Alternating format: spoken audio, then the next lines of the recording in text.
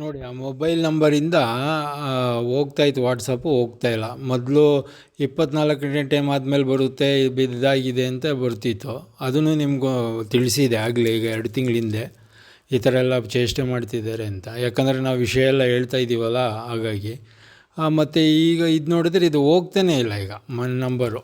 ಆಗಲೇ ಸುಮಾರು ಈಗ 1 ವಾರದ ಮೇಲೆ ಆಯ್ತು ಈ ಥರ ಆಗಿ, ಹೋಗ್ತಾನೇ ಇಲ್ಲ. ಅದು ಬೇರೆ ನಂಬರ್ ಹಾಕಿ ಅಂತ ಕೇಳ್ತಾ ಇದೆ. ಇದು ಬ್ಯಾಂಡ್ ಮಾಡಿಬಿಟ್ಟಿದ್ದಾರೆ ಅಂತ ತೋರಿಸ್ತಾ ಇದೆ ಅಲ್ಲಿ ನೋಡಿ.